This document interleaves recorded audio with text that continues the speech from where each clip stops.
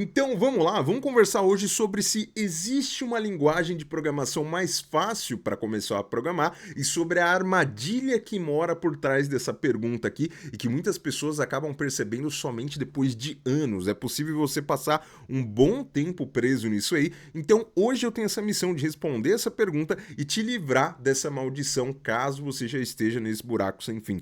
E caso você não me conheça, eu sou o Felipão, seu melhor amigo no mundo da programação e como seu irmão mais velho no mundo da programação, eu já te adianto, isso pode parecer um buraco muito mais profundo quando você começa a olhar para ele com calma. Isso porque, desde que eu tô no meu primeiro ano ganhando dinheiro ali com programação, todo mês me aparece pelo menos uma pessoa para perguntar assim: Ô Felipão, e para quem tá começando, que linguagem que você indica aí?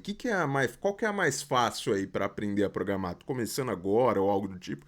Então, assim, faz pelo menos uns 10 anos que eu tô vendo diferentes pessoas perguntando isso e até por isso eu criei esse vídeo. Só que durante esses 10 anos a minha opinião ela mudou muito sobre esse tema. Porque se alguém me perguntasse, eu sempre ia indicar alguma coisa .NET, né? Eu ia falar, não, foge do Java, porque o Java é muito verboso, não é isso que a gente ouve? E depois de uns anos eu falei, não, a linguagem mais fácil é o Python. Só que eu percebia que essas pessoas, elas não evoluíam para muito longe. Ou então, tem casos, né? Hoje eu trabalho ali também numa empresa que também tem treinamentos de pessoas que já chegaram para mim e não é uma, não é duas, muito menos três. E é aí que mora o problema, onde pessoas me falam: poxa, eu tô estudando, Felipão, faz 5 anos programação e não consigo nada. E isso é muito preocupante. Porque a partir do momento que você fala, poxa, eu estou estudando há 5 anos, e quando você vai fazer um teste técnico com a pessoa, você vê que o teste técnico dela ali, ele tá caindo ali para quem tá, assim, parece que tá há dias ou só meses ali, não parece que tá há 5 anos, é muito preocupante. Por quê? Porque você tem uma trava de evolução.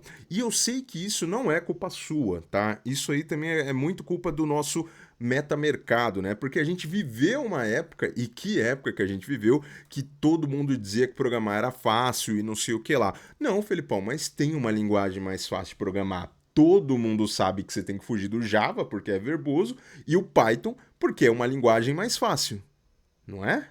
Será que é mesmo? Vamos dar uma olhada nisso aqui. Eu vim aqui no ChatGPT e vou pedir para ele criar um Hello World aqui em Java e um em Python para a gente conseguir comparar.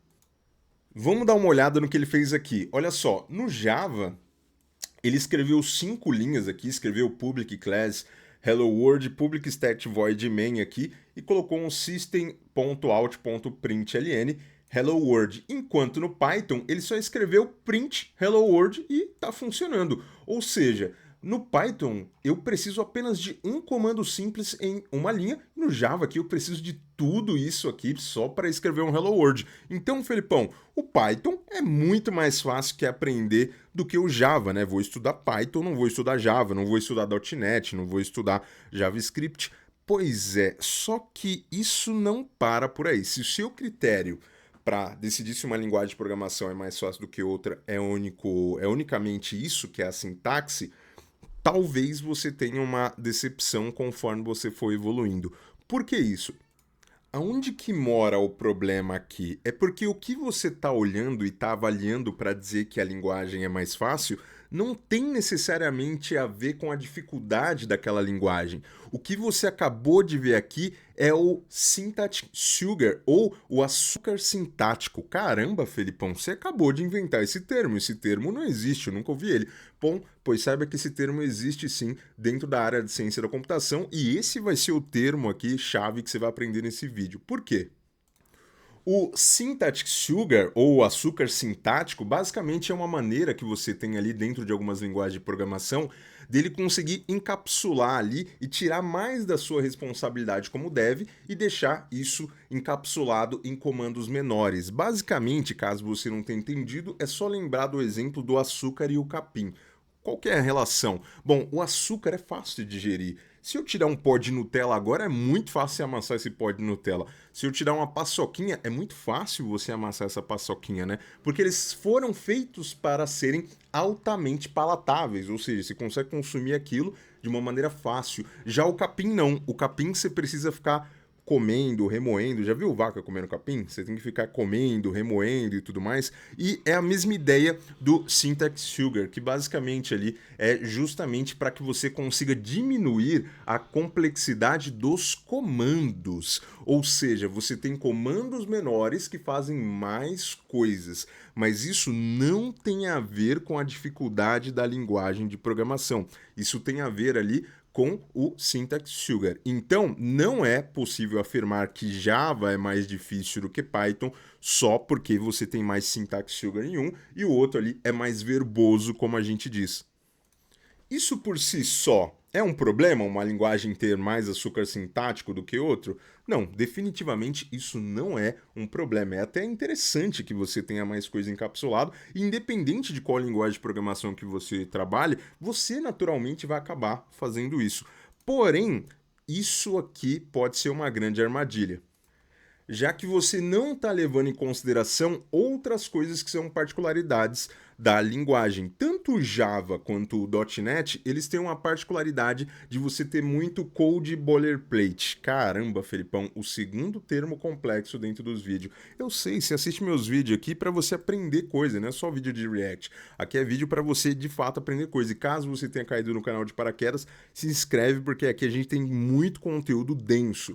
Então, o que é, Felipão, esse segundo termo que você me falou? O code boilerplate basicamente é aquele código que é gerado por outra ferramenta. Por exemplo, dentro do Java, você tem, por exemplo, aqui o Lombok, né? O Lombok te permite fazer somente anotações ali em cima de classes e de métodos para que você não tenha que ficar escrevendo código. Ou seja, sabe quando você tem que escrever get e set toda hora? Você não precisa, você pode fazer isso só com uma anotação em cima da classe. E a mesma coisa para o .NET ali. Tem muito código que você vai ver que vai ser uma ferramenta que vai gerar. Você muitas vezes vai ter um banco de dados pronto, você vai fazer um scaffolding, ele vai gerar todas as classes. Muitas vezes você vai ter algum exemplo ali dentro da documentação que você vai acabar adaptando. Então você tem muito código que você não digita. Por mais que seja verboso, você tem muito código ali que é gerado através de ferramentas, códigos ali que muitas vezes é o padrão de algum framework, ou através de notations que você tem tanto no Java quanto no .NET, até no Node você pode trabalhar se você quiser. Então, você acaba vendo que por mais que uma linguagem ela não tenha necessariamente tanto açúcar sintático, ela tem outros métodos e outras coisas, né? Então, você vai ver muito quando você for estudar o assunto de reflection, você vai ver que dá para fazer muita coisa ali, até mesmo você criar o seu framework caseiro ali de anotações, entre outras estratégias, além de você ter ferramentas. Então, por exemplo, dentro do Node, você tem o Nest, não o Next com X, mas o com S, que é esse framework do gatinho aqui, que basicamente você faz o quê? Você conversa com a sua linha de comando, e aí você coloca lá new component, e aí ele já vai criar uma classe ali de service, ele já vai criar ali uma estrutura de feature completa ali para você, que você só vai implementar a regra de negócio. Ou seja, você vai acabar não gerando esse código. Muitas vezes você vai ter um código ali que ele vai ser gerado por alguma parte do framework ou alguma outra ferramenta. Então, você acaba percebendo isso, né? Você acaba percebendo que por mais que tenha mais código, você tem outras facilidades. Então, quando você coloca isso no peso ali, acaba no final do dia sendo ali uma decisão de gosto e escolha. Só que aonde mora o real problema, e aí eu vejo que isso acontece principalmente quem está começando. Geralmente quando você já tem um pouco mais de experiência, você acaba não caindo nisso.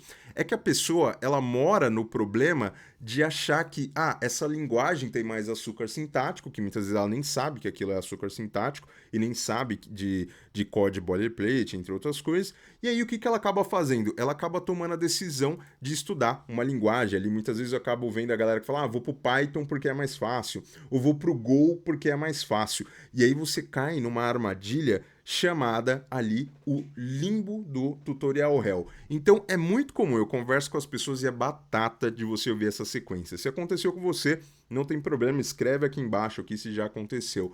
Por quê? A pessoa ela escolhe a linguagem para ela ser mais fácil, e aí a pessoa ela começa a sentir, poxa, começou a ficar um pouco mais complicado. Porque no começo é tranquilo, você vai aprender variável, você vai aprender ali o que é. Por quê? Quando você está aprendendo a primeira linguagem de programação, ela é sempre mais complexa. Por quê? porque você vai ter ali o desafio da sintaxe, que muitas vezes você está brigando, está aprendendo, você tem os conceitos que você está aprendendo e muitas vezes você está aprendendo lógica junto, né? Então você tem ali algumas camadas que dificultam. Só que aí a pessoa ela começa a chegar em assuntos mais complexos que não tem nada a ver com o código em si, tem a ver com o conceito. Então muitas vezes a pessoa fala, poxa, estou chegando em API e não estou entendendo, estou chegando em PO, não estou entendendo. E aí o que, que a pessoa faz? Ela fica pulando de galho em galho. Ela fala, poxa, o Python não é tão fácil quanto eu imaginava. Vou lá para o Go. Afinal, o Go é uma linguagem simples, não é? Quando você vai pesquisar pelo Go, você descobre que ele tem 25 palavras reservadas. Nossa, Felipão, só tem 25 palavras, não tem como. Essa linguagem é muito mais fácil do que Java e muito mais fácil do que Python, não é? E aí o que, que acaba acontecendo? A pessoa, ela volta, então ela começa a ver de novo, como declara uma variável no Go, como faz laço de repetição no Go.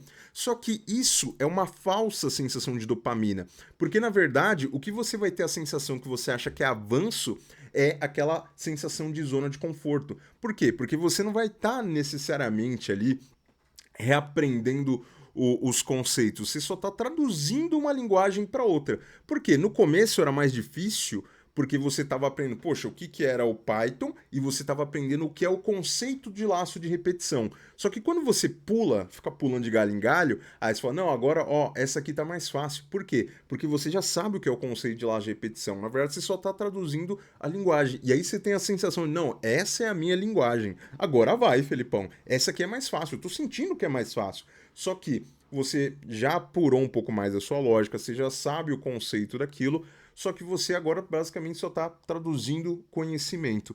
E aí dá aquela falsa sensação que, poxa, agora vai, eu troquei de linguagem, essa aqui é mais fácil. Só que aí o que, que acontece? Novamente, quando o assunto começa a chegar em temas um pouco mais complicados, muitas vezes a pessoa acaba, poxa, chegou em PO de novo, você vai ver que os conceitos são os mesmos. Se você nunca reparou, todos os conceitos que a gente acaba utilizando ali no dia a dia, não importa a sua linguagem de programação. PO, não importa a sua linguagem de programação. Obviamente, tem linguagens que foram pensadas para PO e linguagens que não foram pensadas para PO e linguagens até baseadas em PO. Então você tem paradigmas de linguagem, que é outra coisa que não tem nada a ver com a sintaxe. Se é mais verbosa, se tem mais açúcar sintático ou não, tanto faz. Os conceitos sobre o que é uma API, o conceito do que é PO, o conceito, de repente, quando você vai evoluir, vai começar a fazer design patterns, o conceito ali de você estruturar uma boa arquitetura, tudo isso é agnóstico à linguagem. E toda vez que essas pessoas elas começam a sentir dificuldade, elas vão lá e pulam para a próxima linguagem e adivinha só, o ciclo pode se repetir infinitamente. É por isso que a próxima linguagem que você está mexendo, no começo você fica com aquela sensação, poxa, essa aqui não, essa é mais fácil. Agora dá para ir. Por quê? Porque você cai no limbo infinito. Pô, você já viu, você já sabe o que é uma variável, você já sabe que existe variáveis do tipo string, variáveis numéricas, você já sabe. Você já aprendeu isso com a outra linguagem. Você só está transportando o conhecimento. Daqui a alguns anos você vai se tocar e vai falar: caramba, linguagem de programação, olha o nome dela. É uma linguagem para programar. Mas no final do dia eu ainda estou programando, só estou mudando a linguagem. É tipo pedir um sorvete. Você já sabe o que é um sorvete. Quando você era criança, você entendeu que era um sorvete, você concebeu que era um sorvete, e aí quando você queria um sorvete, você pedia lá um sorvete. Agora, se você viajar para fora do país, você não vai chamar de sorvete, você vai chamar de ice cream. Porém, você já sabe o que é o conceito de um sorvete, você já tem na sua cabeça como é um sorvete, você talvez já saiba até como é o gosto de um sorvete, você só está traduzindo o termo pelo qual você vai usar para pedir alguma coisa, ou seja, você vai estar traduzindo a sua linguagem, mas você já aprendeu o conceito. Então não é tão difícil quanto você era pequeno até você entender o que era um sorvete. E acaba sendo a mesmíssima coisa na área da programação. A primeira linguagem que você pegar sempre vai parecer mais complexo e a próxima sempre vai parecer mais fácil. E aí é que mora o limbo do tutorial hell. O que é o tutorial hell? Você não consegue sair do lugar, você nunca faz nada com a linguagem de programação.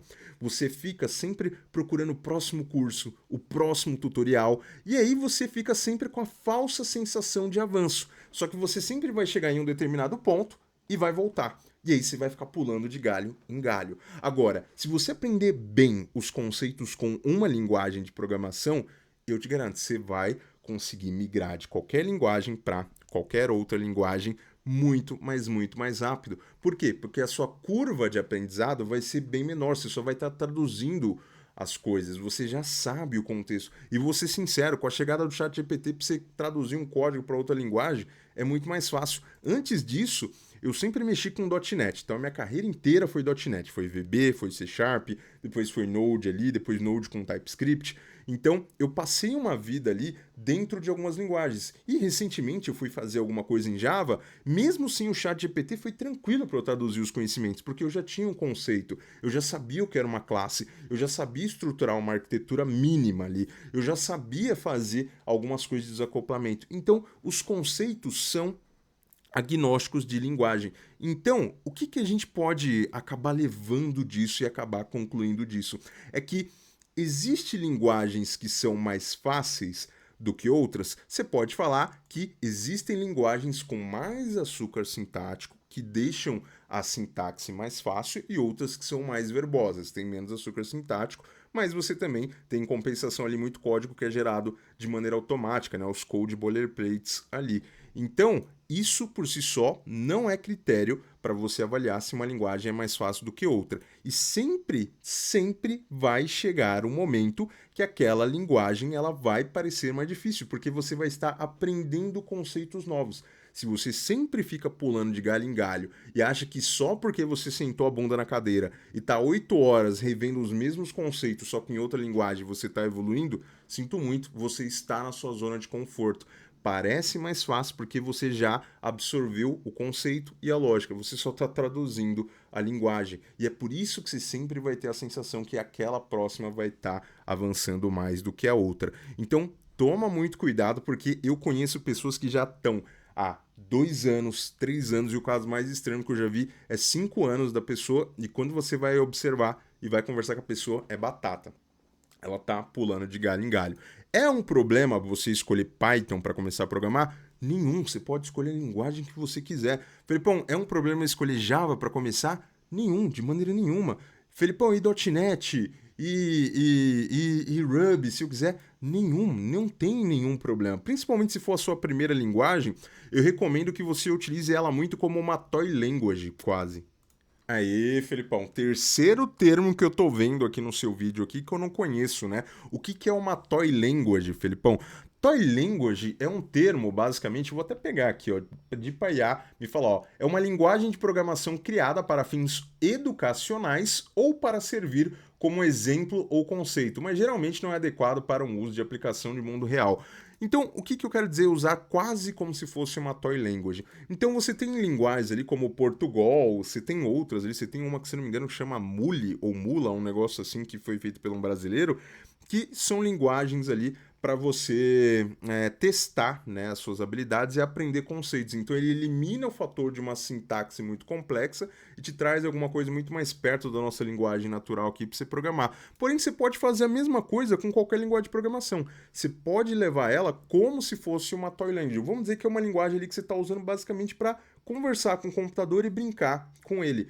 Né? Felipão, não tô brincando, eu tô trabalhando, o negócio é sério, velho, quero ganhar dinheiro com isso. Tudo bem, mas entenda que a linguagem de programação por si só é única e exclusivamente uma maneira de como você se comunica com o computador. Olha o nomezinho, a linguagem de programação. É uma maneira, para que isso é uma linguagem? Para eu me comunicar com alguém ou alguma coisa. No caso, o computador, para você programar. Mas o ato de programar não depende da sua linguagem. Qualquer linguagem de programação que você estiver usando, você vai estar programando. Afinal, é linguagem de programação. Olha só como a semântica faz muito sentido e é legal quando você entende. Então, quando você parar para ver, e aí isso é uma coisa que você vai acabar chegando depois de anos que você está trabalhando na área, principalmente quando você tem esse contato com mais de uma linguagem. Quando eu fui pular do VB pro C Sharp, eu tive muito medo. Eu falei, puta, agora eu vou levar mais anos, puta, lascou. Já apanhei para aprender uma, imagina aprender duas. E aí quando eu fui migrar pro Node, eu também tinha, nossa, será que vai ser sofrido? E aí depois de um tempo, você passa e começa a perceber, parece que sua mente ela destrava, assim, ó, sabe quando você vê a sua cabeça explode e você vê a matrix do universo? Você começa a ver que sua linguagem de programação ela não é tão importante assim. Obviamente que você tem linguagens de programações que são mais indicadas para alguns casos e linguagens de programações que têm focos específicos, como o caso o Elixir ali, que é uma linguagem mais funcional, ou você tem, por exemplo, ali o Java e o C Sharp ali dentro do ambiente .NET, que são linguagens fortemente tipadas. E aí você vai ter linguagens que para alguns cases vão ser mais performáticas e para outros não. Mas isso é como ter uma caixa de ferramentas. Não muda o fato de que você ainda vai ter que aprender os conceitos do que é PO, do que é uma API, de autenticação e autorização. Afinal, são conceitos agnósticos. Então, da próxima vez que você estiver preocupado ou preocupada, tira esse peso das costas de ai, será que eu aprendi, estou aprendendo a linguagem certa? Porque, Felipão, se eu estou investindo um ano da minha vida para aprender uma, eu tenho que escolher a certa, porque depois eu vou levar mais um ano para aprender outra. Não é tão rápido assim. E eu te garanto, sim, se você aprender bem os conceitos para você migrar de uma linguagem para outra, ainda mais em era de IA, tá? Antigamente, o que a gente fazia? A gente falava lá, o nome da linguagem equivalente a, aí colocava o nome da outra linguagem, e aí você tinha fóruns, discussões sobre isso, você tinha manuais, você tinha documentações não oficiais de tradução. Então, não se preocupa, a sua segunda linguagem de programação, ela sempre vai ser mais fácil, principalmente se você aprender bem os conceitos e a base. E saiba que não é um casamento a sua primeira linguagem de programação. É por isso que eu falo para você utilizar ela quase como se fosse uma toy language. Imagina que ali é um ambiente ali que você está usando para aprender. É só uma maneira que você está usando para aprender. Seria a mesma coisa que eu falar para você. Poxa, você vai aprender a viver sua vida em português ou em inglês ali. Depois você vai viajar para outro país, você não vai ter que traduzir do mesmo jeito? Então, tudo bem, se bem que aprender inglês, né? Se eu tivesse sido alfabetizado em inglês, eu tinha mais porta na vida, né? Esse não foi o melhor exemplo. Mas você entendeu o que eu quis dizer. Então, não se preocupa, a primeira linguagem de programação que você escolheu não é um casamento. E quando você for para a sua segunda linguagem de programação, a sua curva de aprendizado vai ser muito menor. E quando você for para a terceira, você vai ver que o que antes eram meses, você vai fazer em semanas e, consequentemente, em dias. E é a mesma coisa para a área do front-end. Se você aprender, por exemplo, o conceito de SPA, o Single Page Application, você vai ver que se você não focar em decorar código, mas em aprender o conceito, você vai reparar, poxa, tanto no React, quanto no Vue, quanto no Angular vão ter os mesmos conceitos, conceitos de componentes, os conceitos de hooks, os conceitos de estruturação de projetos, os conceitos não mudam, eles são agnósticos. Eles existem antes de eu nascer e pode ter certeza, eles vão continuar existindo depois que eu e você morrermos. Então, não se preocupa com isso, foca em aprender a base. Foca em aprender o quê? A lógica, foca em aprender os conceitos, porque eu te garanto, não importa qual linguagem de programação, você pode escolher o Go, que tem